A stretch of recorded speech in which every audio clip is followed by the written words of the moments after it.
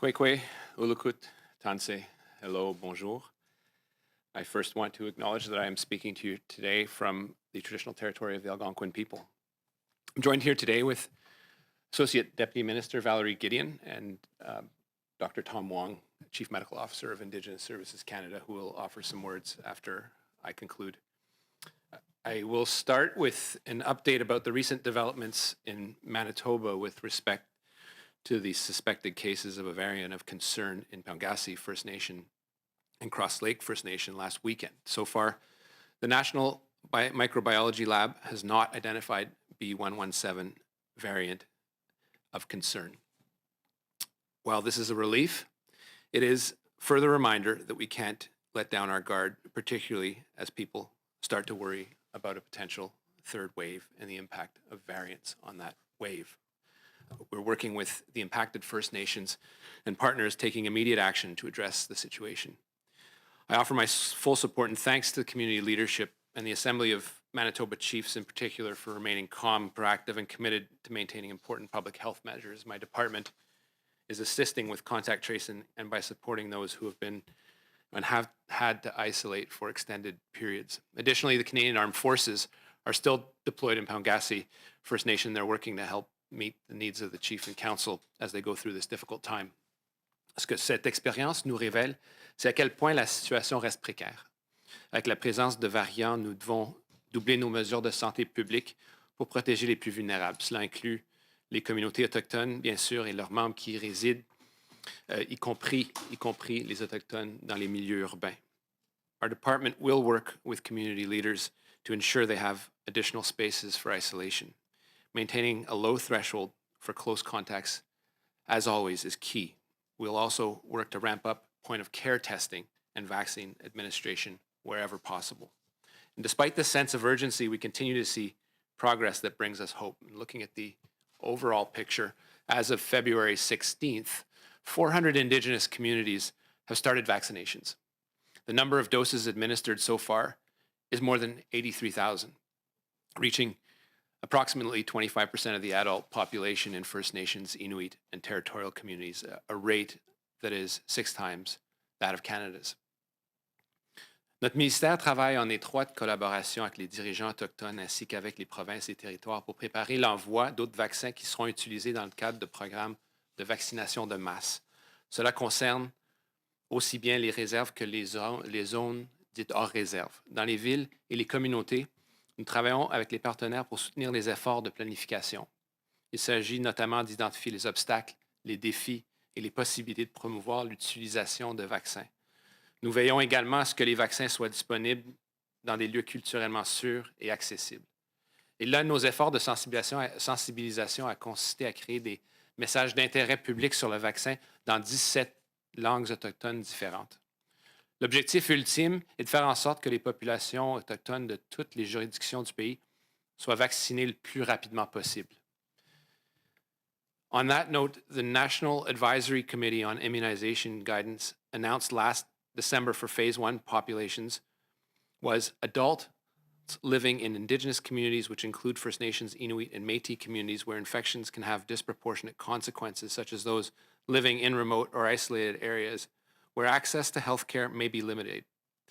NACI has now expanded guidance for Stage 2 to all Indigenous adults who are not offered vaccines in Stage 1. This is important, and it reaffirms the standards set for provinces to follow these guidelines, including the prioritization as people contemplate Phase 2. As I've said before, it's a race to vaccinate the last person and not the first. On that note, I'd like to share some recent examples of the rollout of vaccines across the country. Starting in Alberta, the Cohiwin Cree Nation received 100 doses of the Moderna vaccine. The nation held a ceremony to recognize the event. The community has vaccinated elders and senior women first, following the Cree principle that women provide light and protection to future generations. In Manitoba, a vaccination pop-up site has opened in the urban center of Winnipeg. It'll be used to vaccinate Indigenous healers, knowledge keepers, and healthcare workers employed in First Nations communities. The site will be able to administer almost 900 vaccinations in the next week or so. Creating the site was a cooperative effort among First Nations health professionals in the province. In Nunavik in northern Quebec, which has a large Inuit population, a campaign is underway to vaccinate residents over 18. Health officials are aiming to vaccinate 3/4 of the population within 3 weeks, and they're currently on track. Already 1 in 5 residents have received their first dose of the Moderna vaccine, and health officials have also launched an awareness campaign with many Inuit leaders participating to promote the safety and effectiveness of the vaccine. And vaccinations are also progressing in Yukon. The territory is using 2 mobile clinics to bring vaccines to people in rural communities. These teams have visited all the communities and have administered the first dose and are starting to go back to administer the second dose. This past Friday, the Yukon government also announced that they would be receiving 16,100 doses of the Moderna vaccine by the end of the month, and this will allow them to start clinics that will be open to all residents. So far, Yukon has vaccinated 23.5% of its adult population. And in Ontario, where vaccination teams under the direction of Orange are traveling to 31 northern remote Anishinaabe Nation communities and Moosonee, they're close to their end goal of having 70% of Ontario's Northern First Nations community members vaccinated. Additionally, the provincial government has deemed all Indigenous adults as part of the priority group for the next round of vaccinations, and this is great news. While we see strong uptake in many pockets of the country, vaccine hesitancy remains a concern. And to respond to this, Indigenous leaders across the country have been helping to educate their communities about the vaccines. For example, in Ontario, the Women's College Hospital Indigenous Health Unit, along with other partner organizations, has launched an online education portal. It's called Sharing Medicine, and it will provide culturally relevant information that is tailored to First Nations, Inuit, and Métis communities about the medical concepts related to COVID-19 vaccines. Another example is in British Columbia. The Hausit First Nation has been vaccinating their people the Hausit way. They have embedded the traditions of their culture into the vaccination process to make community members more comfortable.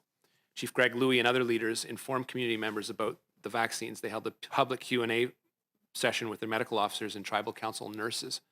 Cultural healers have also brushed members with cedar and gave every elder a blanket as a gift after they received the vaccine.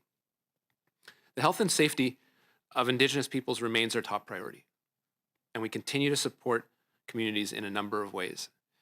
Due to the pandemic, many Indigenous communities have seen a marked drop in their own source revenues, such as business income, revenue sharing, or taxes.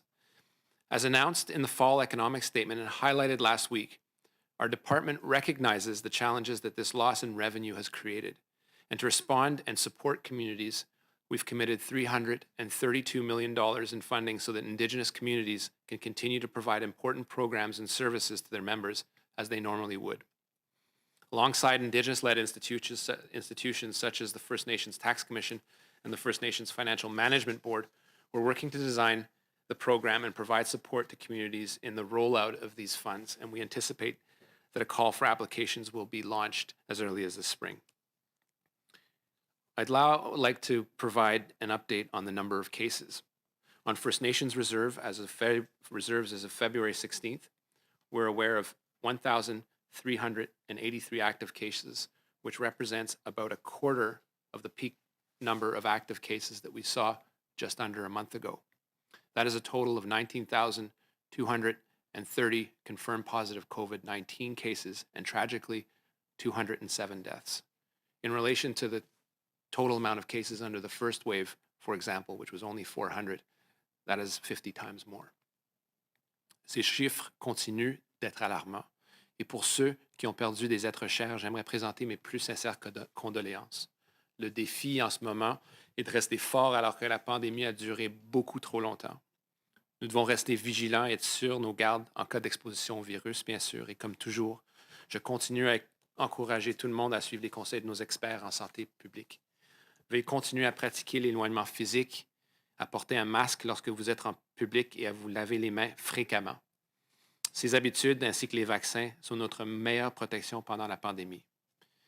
And I feel finally it's important to reiterate Canada's heartfelt thanks to the healthcare workers across the country. You're on the front lines dealing with patients and families in rapidly evolving health crises. I can't thank you enough for the work you've done and all the work that you will continue to do. Miigwech, nakmik, merci cho, merci, and thank you. First of all, I want to acknowledge that we are on the unceded territory of the Algonquin people. COVID-19 variants of concern continue to spread globally and in Canada. Preliminary evidence shows that the UK variant, or the B117 variant, is more easily transmitted and can lead to increased chances of hospitalization and death. It is important to double down on public health measures in order to reduce the transmission and spread of COVID-19 and to prevent future outbreaks. Regarding the vaccine, in BC, more than 16,000 doses of the vaccine have been administered in over 90 First Nations communities. Dans les Premières Nations de la Colombie-Britannique, plus de 16 000 doses ont été administrées dans plus de 90 Premières Nations. Miigwech, Nakumik, merci, thank you, merci. Thank you. We'll now take questions from journalists. One question, one follow-up. Nous allons maintenant prendre les questions des journalistes, une question de suivi. Et on va commencer par les questions au téléphone. Opérateur, première question, s'il vous plaît. Merci. Thank you. Si vous pouvez appuyer sur étoile 1 maintenant pour poser une question. Please press star 1 at this time if you have a question. Our first question is from David Thurton with CBC News. Please go ahead. La parole est à vous. Hi, yes. Sorry I couldn't be there in person. My question is, we're continuing to see COVID cases increase in the prairie provinces. Is this concerning to you? And what does this say about the public health measures that the provinces are putting in place in these regions?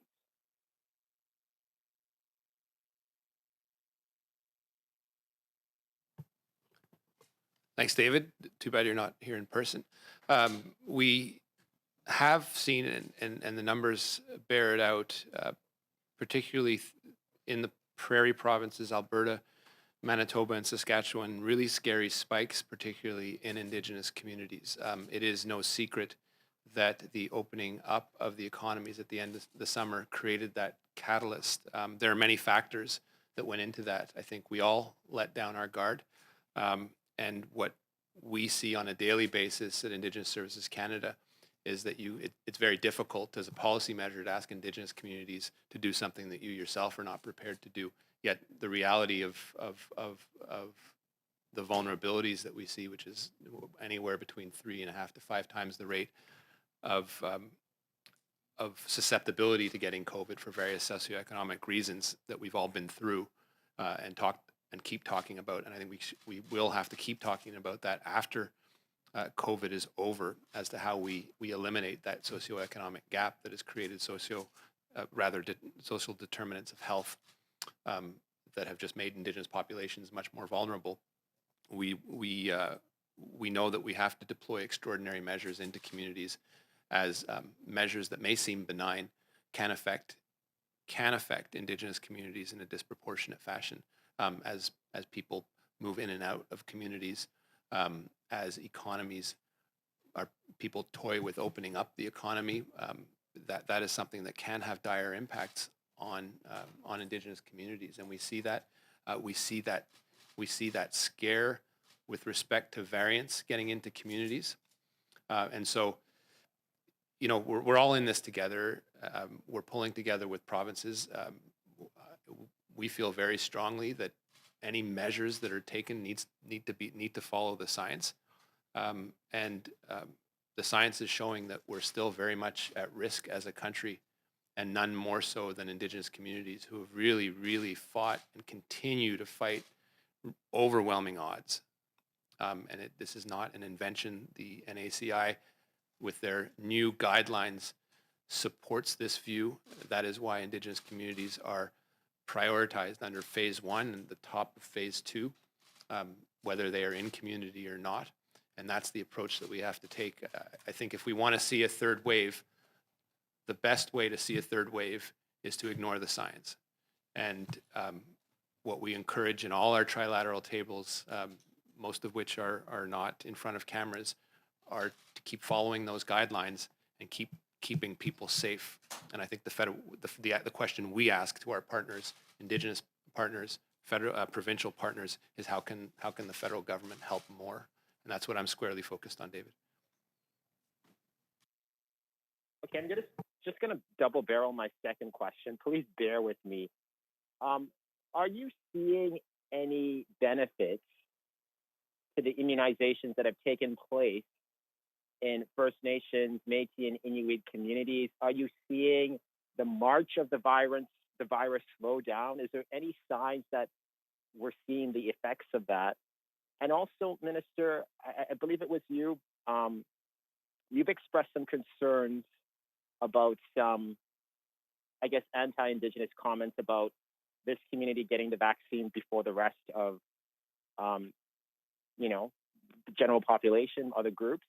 Can you speak a little bit more about that? What are those specific comments you're hearing? Is it coming from the provinces? Is it coming from governments? Is it just, social media? Sorry for double barreling the question. Try your best to answer, hopefully.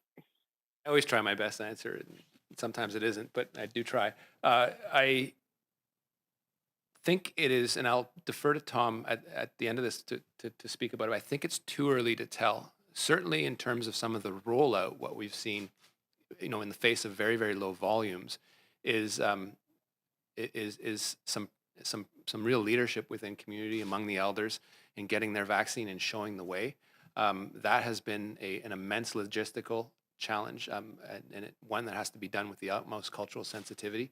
That's something I think Canadians generally, because this will lead into your second question, can be quite proud of, because we are generally quite proud of our medical system. And the reason we're proud of it is because we consider it to be equal for all. When you're in the Indigenous people have often not felt like they've been treated equally by the medical system. So seeing that happen in Indigenous communities is, I think, an immense amount of pride for a lot of people, particularly Indigenous peoples. The apprehension with who gets what first, I think, is one that is fueled by concerns over volume and timing. I think the work that we do daily at ISC is to keep getting out the message about the vulnerability and how that is, how the vaccine rollout is representative of our healthcare system.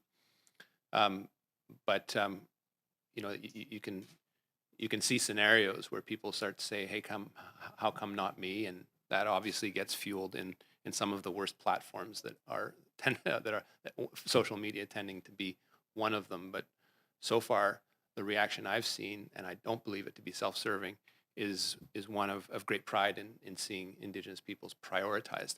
We got to continue that momentum as we roll out into the end of phase 1 and the beginning of phase 2. And Tom, if you can just speak about, I think it is too early to tell about the impact of vaccines. Yeah, as Minister Miller just said, it's a little bit too early to see the impact of the vaccine.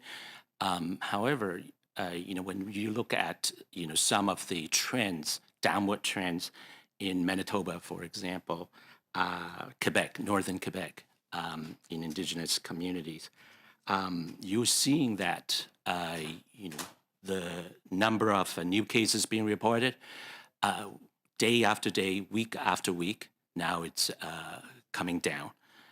That is an encouraging sign. Obviously, there are many reasons, for that to happen. Again, this happens at a time, when proactive actions of the province, involved province, to collaborate and co-plan together with the Indigenous peoples and Indigenous leaders, Indigenous health professionals, in order to roll out quickly the vaccine. That's one of the indication, that collaboration and co-planning is so important in order to try to fight this virus. And we are seeing some of the downturn of the number of new cases, number of active cases in some of the jurisdictions. Of course, that's not the whole story, because there are many other reasons for the improvement of the outbreaks. Thanks, David. Operator, can we have the next question, please? Thank you. Merci. Our next question is from Ryan Bonazzo with the Thunder Bay Television News. Please go ahead. La parole est à vous. Hi, Minister. My question is quite region specific. There's been a recent surge of COVID-19 cases in Wabasamung Independent Nations in northwestern Ontario. Now, it's been tough to find exact numbers, but there were reportedly about 60 active cases or more as of a couple days ago. Minister, are you aware of the situation in Wabasamung, and is the federal government involved in offering any type of support to that community over and above the vaccination effort that's underway across the country?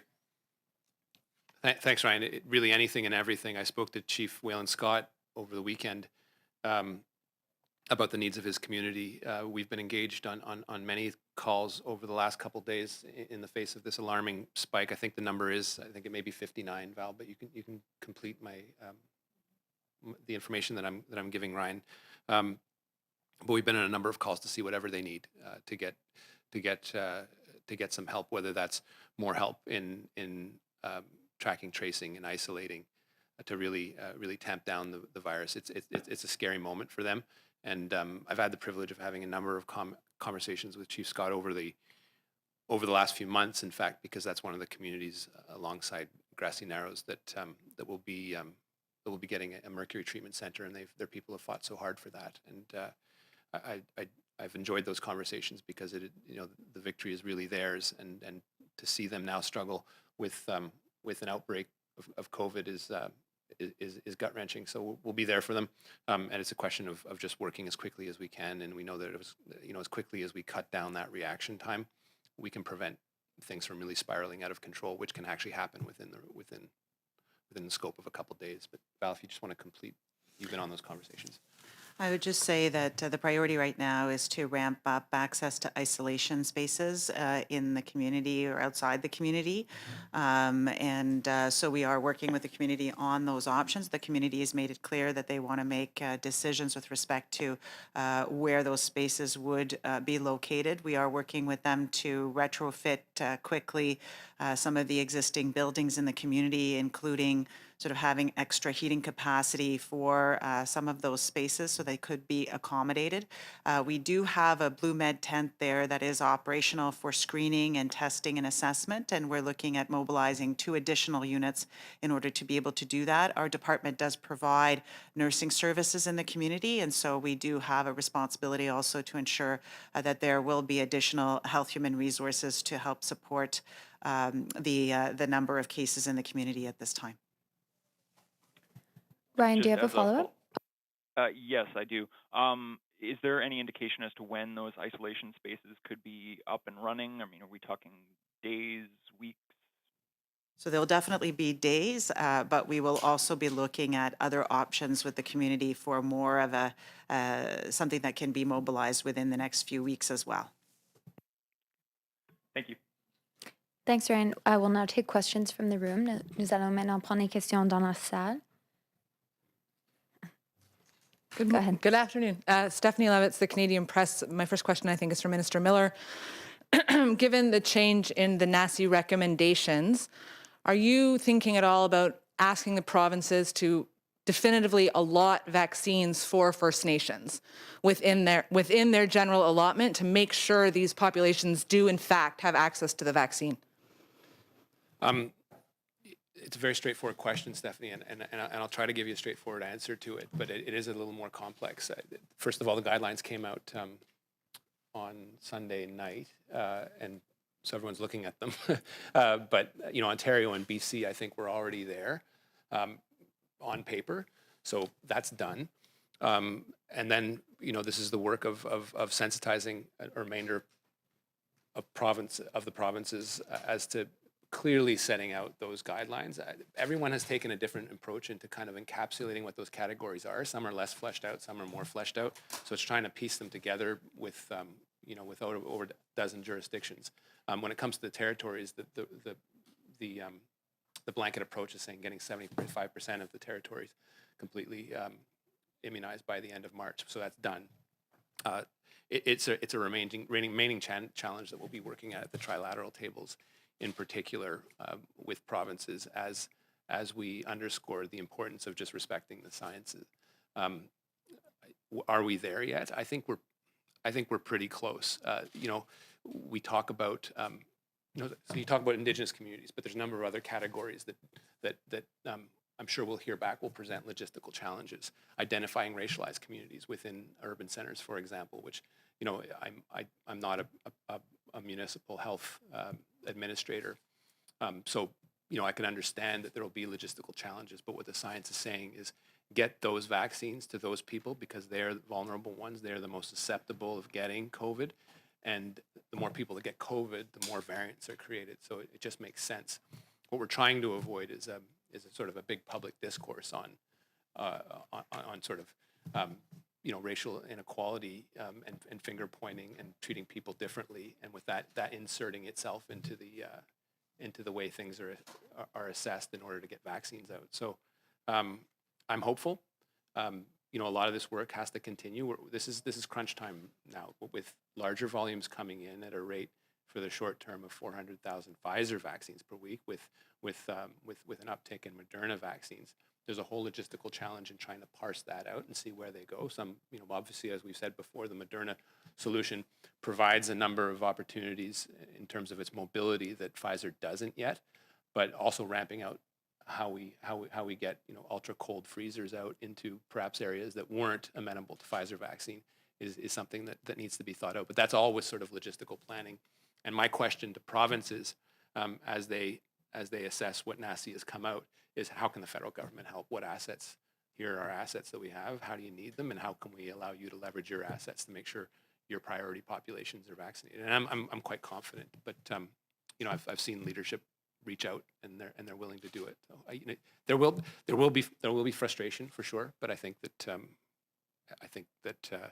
that everyone realizes the importance of those priority populations. And then just as a follow-up on the subject of federal assets, I'd like to know about rapid testing and the rapid testing kits that the federal government has at its disposal. There's been some complaints the provinces aren't using them enough.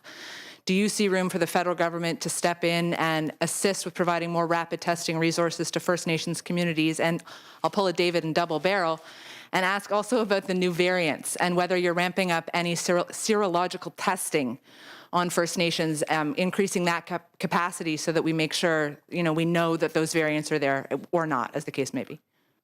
Yeah, and maybe Val can talk about the variants and the work that's being done with rapid testing. But you know, quite briefly, in reverse order, the questions you posed, we are very, very concerned. First Nations, first and foremost, are concerned about the variants, and what we saw in Paungasi and Cross Lake was the result, I believe, of a regional lab picking it up and then getting confirmation for the National Microbiology Lab. That occurred within a period of less than a week.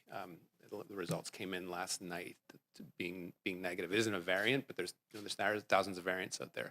This B117 is obviously one of concern because of the apprehended, I guess, virulence of it. We want to ramp up. You obviously want to close the delta between the time you suspect and the time you actually confirm, because that's more people contacting other people or perhaps not taking things seriously. So the variants are scary. And the message that we keep getting out is that if you suspect it, you need to assume that it is and keep observing strict public health measures that so far have proven to work. I am, you know, I think for the rest of that, Val, do you want to talk about the rapid testing? We have deployed rapid testing into a number of communities. Gene Expert first and foremost. It's a bit of a clunkier machine, but and the more rapid solutions are less precise, but they give you an opportunity to deal with a risk level that is a little more acceptable. But we've had, you know, a little south of 100 Gene Expert machines that have been deployed in the communities from pretty much the get-go. But these more mobile solutions offer a whole range of possibilities that we've been deployed for a number of weeks. But Val can complete that. Absolutely. So I think we did have a strong position during the first wave and over the summer months to pre-position Gene Expert machines, as the minister mentioned, as well as other point-of-care testing devices as those became available. And we have 336 that are mobilized now in or near Indigenous communities. And we have been able to ensure that when a community in particular is facing an outbreak, that we can ramp up and add point of care testing devices as those are required. Of course, that becomes even more important if there's a possibility or of a variant of concern being present in a community. But as the minister has mentioned, we do still need to have confirmatory testing by the National Microbiology Lab. I think with respect to the variants of concern, the best mechanisms are really to double down on public health measures and to ensure that communities have access to safe isolation spaces and as many spaces as possible so that individuals are not required to isolate within their homes, particularly if they have other individuals that happen to be there, as well ramping up with respect to communications and also mental health supports because even the possibility of a variant of concern in a community will definitely raise anxiety among community members. So there's a number of other measures that need to be considered. Tom, I don't know if there's anything further on the point of care testing you'd like to add? Yeah, one of the things with point of care tests is that point of care tests themselves cannot distinguish whether it's the wild type or the new variants. So one has to actually go for further testing, first at the provincial lab for screening, a preliminary test, and then later on for confirmation at the National Microbiology Lab. So. Thanks, Stephanie. Go ahead. Minister Mike Couture with Global National. I'm going to try not to double barrel this question, but it seems like it's the way everybody else is going, right? So I wanted to ask you specifically about the variant and maybe help people understand how much more quickly it could spread through Indigenous communities because of the different living conditions there. And given that, you said that if we want to avoid a third wave, we need to follow the science. But it sounds like what you're saying is how worried you are that we're reopening too quickly because it could get more into the community and expose people to this third wave, to these variants. So how concerned are you that if it does get into a community that it will just spread like wildfire?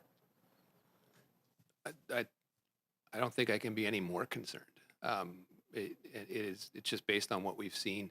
I think that the scariest over the last little while was over Christmas in Shamattawa that had a positivity rate that was way past 50%. This is a product of a number of things, including cramped living conditions. And the effort that we've been at Indigenous Services Canada with the Department of National Defence is figuring out kind of daily how to close up our reaction time, just because we move slower than COVID. And that's just the reality that we're composing with on a daily basis. And so the routines we've put in place to engage with communities, to have an early warning system, to pre-position assets so that in the eventuality that things break out, we can react quicker and really stomp out COVID. And we've seen it work time after time. Everything that communities do when they follow the public health guidelines works, but it's based on science. It's based on 3 pillars of tracking, tracing, and isolating. It's very hard to isolate in a house when you have several generations and a total of 15 or 20 people, and that's the reality in a number of communities that currently have outbreaks. It's the reality in Cross Lake. So, you can say there's super spreader events, but once an individual goes from one house of 20 people and just it spreads, you can't isolate. You don't have the assets to do it. And we've asked Indigenous communities to do things like repurposing gyms, repurposing schools, isolation tents, evacuations at times into urban centers. These are things that we've been working over the last 3 months in the face of the second wave, which is, as I mentioned in my speech, 50 times in the total number of cases that have been hit, 400 to about 20,000 now. It's serious. And so a variant, and I get the virulence of the variant is more and more demonstrable, but I think it's still not entirely established. But it is scary based on the data that we have out of Britain and the data that we have out of South Africa and the data that we have in Brazil with respect to those variants. It's scary, and it is indicating a larger spread or potential to spread, and that's just magnified when you superimpose all the conditions that exist in in Indigenous communities. And again, I look at some of the, just because of the numbers, there is more extensive data, as imperfect of it is as it is coming out of the States. And you just see communities that have been hit exceedingly hard based on all those vulnerabilities, and those numbers of 3.5 to 5 times the potential exposure comes from what we've seen happen in the States. And so, you know, we're all in this together. I worry about decisions that are not taken based on science, and it's why the federal government has consistently stood up and said to our partners, "What are the assets that you need, and we'll be there with you every step of the way." But we live in a federation with jurisdictions, and the effective capacity of the government to act federally in some places is limited. It's no surprise to anyone. It's not about bickering with provinces. The reality they live in, and they're doing their best. But we encourage them every step of the way to take it carefully. We're almost, the end of the tunnel's there, but there's still a whole chunk of tunnel left. And I just wanted to talk also about the vaccination rate. You had mentioned how well it's going in some of these communities, and correct me if I'm wrong, I think you said it's the vaccination rate in Indigenous communities is 6 times that of the rest of Canada. Given that, do you see a scenario where Indigenous communities across Canada are actually vaccinated before all of Canada, the rest of Canada? Well, if you follow the NACI guidelines, it's what we want. We would like to see. We've clearly at the outset with the December recommendations, we came to an agreement with territories in particular to have 75% of their populations vaccinated by the end of March. In the case of Nunavut, that is overwhelmingly Inuit. That would mean 75% of their population Indigenous vaccinated. The percentages are still, so there's wild swings, and it's a bit uneven because we do have large chunks of northern and remote communities that with respect to which we have a goal of 75%. BC has stated that it is aiming to get their communities vaccinated by the end of the first quarter, if not, a few weeks into the second quarter. I can't recall. That's what we'd like to see happen because that's what the science is telling us to do. That's why I'm saying it's crunch time now to get things deployed into communities to ensure that that access to the vaccine is there. And when I said uneven, 75% in some communities. And then in some communities in the South, it's still been restricted to frontline workers and people living in elderly homes. So it's a little uneven. And I was a little hesitant to use that percentage, but it's a good picture for Canadians to say that, we are getting that out into communities. There are hundreds of them, so it's still a huge logistical challenge. But as of yet, in the face of low volumes, that's still very much an uneven distribution. And now what the NACI is saying is we need to complete phase 1 and move into phase 2, prioritizing all Indigenous adults. Thanks, Mike. Kristen, would you like to go ahead? Tanse, good afternoon. Kristen Nachkate, CTV National News. There could be some overlapping with regards to the previous question, but with the smaller shipments of Moderna vaccines coming in over the last few deliveries and no specific shipment details released yet for next month, what have you heard on that front? Are you concerned about getting Indigenous communities the vaccines they need moving forward? And this is specifically Moderna. And thanks, Kristen. It's an important subset of what question Mike asked, and I think it deserves clarification. I think we've seen numbers of initially Pfizer. We only had a few dozen locations that were where you could deliver and preserve the cold chain, the ultra level of cold that the Pfizer vaccine has to be maintained at. We're slowly expanding that. Knowing that we can do it, and that will include Indigenous communities. The solution that was preferred by the territories at the very beginning was Moderna vaccine. So I'm not too concerned, and I'm looking at Tom's not. If Tom looks concerned, I look concerned. He doesn't look concerned. But I need to see the shipments come in. But I am confident with respect to Moderna and the North. In terms of adapting to the higher Pfizer volumes and the prioritization that NACI has put forward, that is a logistical challenge that we're willing to step up and meet. Some of the communities in the quote-unquote South have access to Pfizer, and it's a question of just getting it in there. I know BC is using Moderna in large part, but they're not excluding the use of Pfizer for that matter. So it's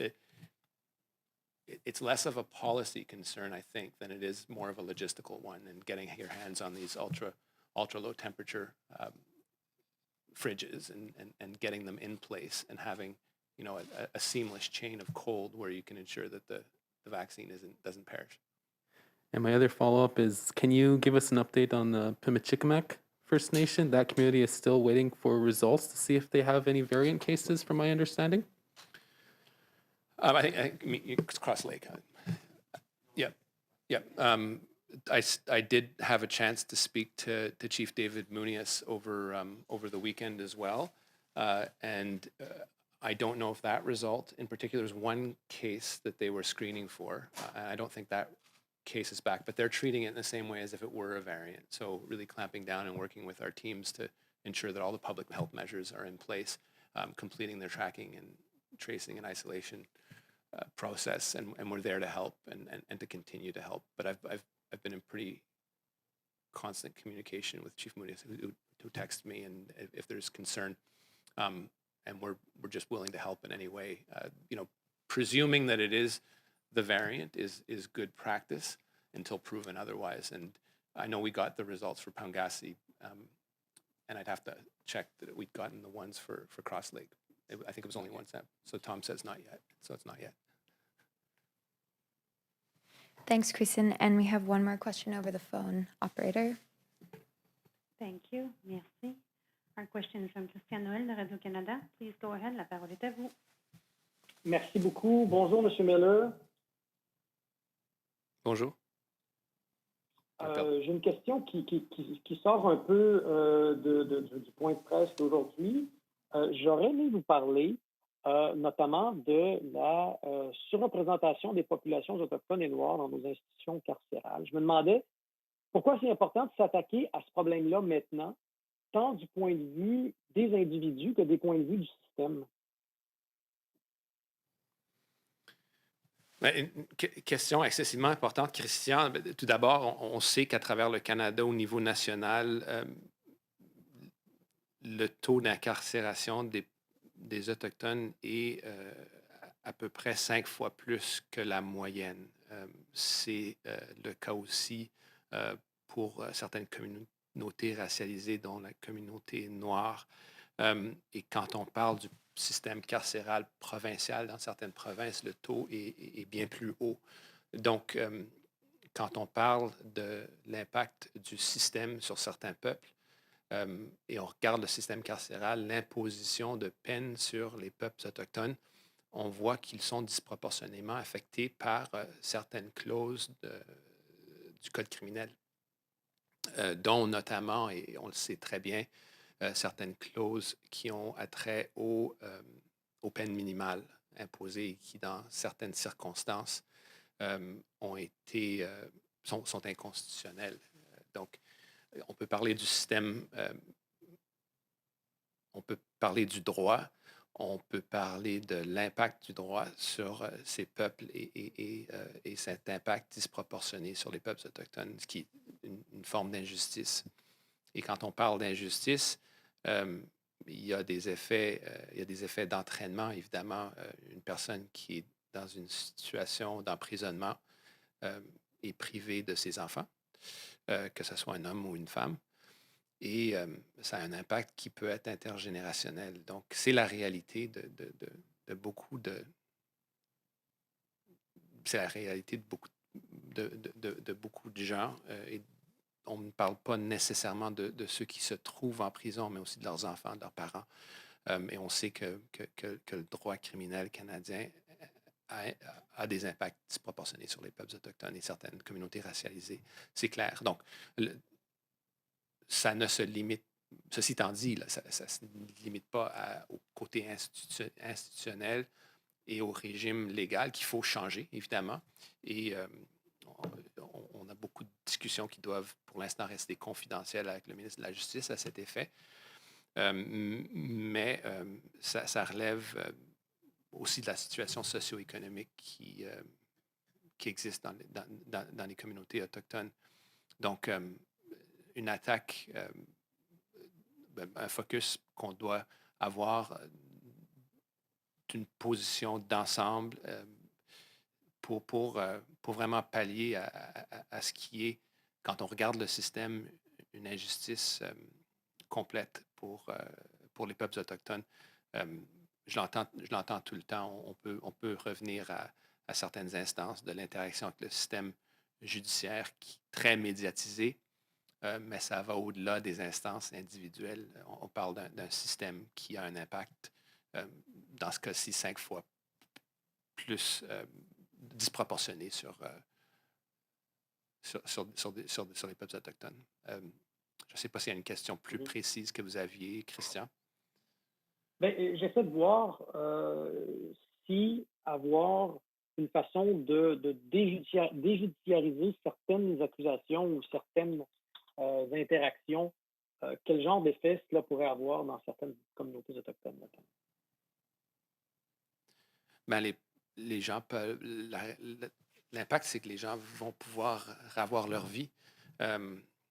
Et c'est une approche qui se doit d'être une approche d'ensemble, accompagnement avec les communautés, infrastructures adéquates pour accompagner les gens qui sortent de prison, s'assurer qu'ils ne se retrouvent pas en situation d'illégalité, s'assurer que les interventions avec les autorités, que ce soit policières ou judiciaires, n'aient pas un préjudice disproportionné sur ces gens-là.